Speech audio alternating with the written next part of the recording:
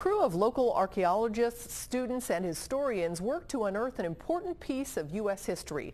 The Parker Academy once stood on the edge of New Richmond. In a story you'll see only on Local 12 News, Rich Jaffe found this is just the start of a big dig. They've just scratched the surface of this remarkable site, but already pieces of history are turning up, and the story they tell is remarkable.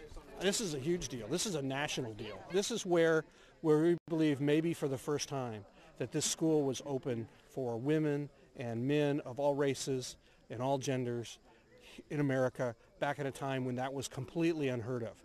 The Parker Academy began in 1839 thanks to Daniel and Priscilla Parker. Their son James Parker was the headmaster. It's just an incredible opportunity all around. It's not just about the excavation, it's about learning about the past and learning how to tell the story of something that was somewhat hidden for a while.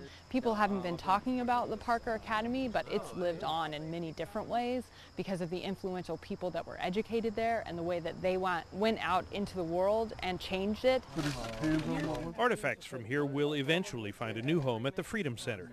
We were able to put our hands on artifacts that help us to feel as though we're touching the folk who actually lived here, but more than that, their values, the way they organize themselves and interrelated on a daily basis.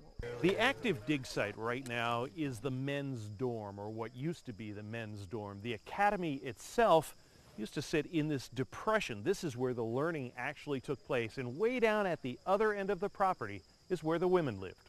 The Parker students ranged from 8 to 35 years old. Upwards of 2,000 students passed through here.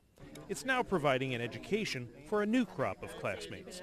You don't have to go to Fiji to do an excavation and be a part of history there. Someone else's culture. This is actually our culture, and learning about that is probably one of the best things that I'm excited about this. I just like digging, so I like getting dirty. And digging an education out of the earth. In New Richmond, Rich Jaffe, Local 12 News. What a cool experience for those students. And work on the site on Claremontville-Laurel Road is expected to take about 3 years. The hope is the property could eventually become an historical park and possibly even a National Heritage Site.